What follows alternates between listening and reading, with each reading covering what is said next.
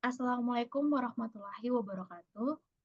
Saya Siti Anggreni Setiawan dengan MPM 22044010183 dari kelas AKLND Week 6.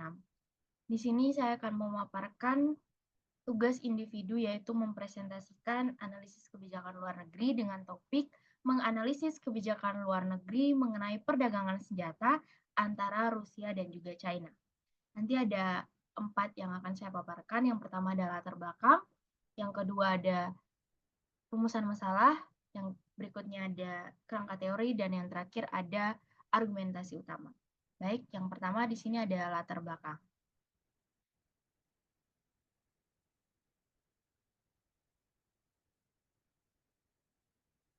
Perdagangan senjata yang dilakukan oleh Rusia dan juga China merupakan bagian penting dari kebijakan luar negeri kedua negara. Hubungan yang terjalin ini tentunya didasarkan pada kebutuhan ekonomi, strategi militer, serta dipengaruhi oleh adanya dinamika politik internasional.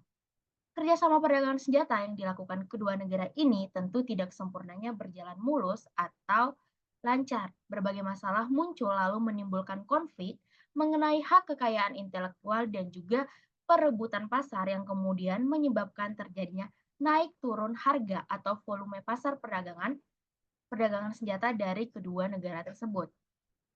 Lalu pada tahun 2013 muncullah berbagai protes dari beberapa pihak Rusia yang meminta untuk perdagangan senjata antara kedua negara tersebut dihentikan. Tetapi Rusia saat itu tidak merespon, bahkan tidak berniat untuk mengakhiri hubungan perdagangan senjata dengan China yang telah terjalin cukup lama. Hal ini kemudian menimbulkan pertanyaan mengenai alasan Rusia yang tetap mempertahankan dan juga menjalin hubungan dengan China di bidang perdagangan senjata. Next. Di sini rumusan masalah yang saya ambil adalah bagaimana kepentingan nasional antara Rusia dan juga China ini kemudian mempengaruhi pengambilan kebijakan luar negeri perdagangan senjata antara kedua negara tersebut dengan menggunakan teori pengambilan keputusan kebijakan luar negeri milik William de Copley.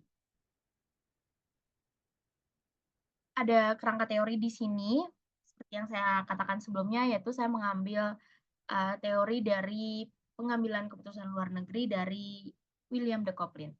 Pada kasus kebijakan perdagangan senjata yang dilakukan oleh Rusia dan juga China ini dapat dijelaskan dengan menggunakan teori kebijakan luar negeri milik William de Copley dalam proses pembuatan keputusan luar negeri. Keputusan Rusia yang tetap mempertahankan hubungan kerjasamanya dengan China pada bagian perdagangan senjata ini dan juga bagian transfer teknologi militer ini ditempatkan sebagai sebuah produk pembuatan yang harus memiliki keputusan luar negeri dalam penerapan kerjasama antar keduanya. Teori ini juga mengatakan bahwa sebuah tindakan politik luar negeri yang bisa dilihat sebagai akibat dari beberapa pertimbangan-pertimbangan yang dapat mempengaruhi para ahli dalam mengambil keputusan luar negeri. Lalu beberapa pertimbangan-pertimbangan tersebut adalah kondisi politik yang terjadi di dalam negeri. Contohnya, pertimbangan paling utama yaitu mengenai pemenuhan kepentingan nasional tentunya. Ada juga pertimbangan pada kondisi ekonomi dan juga militer negara tersebut. Dilihat juga dari faktor geografis yang menjadi pertimbangan penting dalam pertahanan serta keamanan suatu negara. Lalu ada pertimbangan terakhir di sini berada pada konteks internasional, yang di mana keamanan suatu negara eh, atau keadaan atau situasi di negara tersebut menjadi dasar politik luar negeri dan juga adanya pengaruh dari negara-negara lain atau negara-negara tetangga yang memiliki permasalahan yang sama untuk dihadapi. Terakhir di sini ada argumentasi utama. Dilihat dari hubungan yang terjalin antara Rusia dan juga China tadi dalam kerjasama perdagangan senjata dan juga transfer teknologi militer tentunya, ini sangat relevan untuk dianalisis perjanjian atau kebijakan luar negerinya dengan menggunakan teori pengambilan kebijakan luar negeri atau teori pengambilan keputusan kebijakan luar negeri milik William de Copley. Kebijakan yang terbentuk dari kesepakatan kedua belah pihak ini tentunya untuk kepentingan nasional kedua negara yang tentunya saling menguntungkan. Kita melihat dari sudut pandang, Rusia sendiri. Rusia ini kan memiliki kepentingan besar dalam menjual senjata. Hal ini memperkuat ekonominya dan memperluas pengaruh geopolitiknya. Dengan Rusia menjual senjata atau mentransfer, teknologi militernya kepada China, Rusia ini dapat menyeimbangkan kekuatan terhadap pengaruh barat, khususnya Amerika Serikat dan juga sekutunya.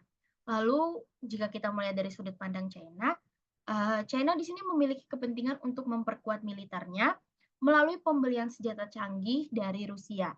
Nah, kemudian ini sangat penting untuk mempertahankan keamanan nasional dan juga memperluas, pengaruh regionalnya di Asia Timur dan juga kawasan sekitarnya.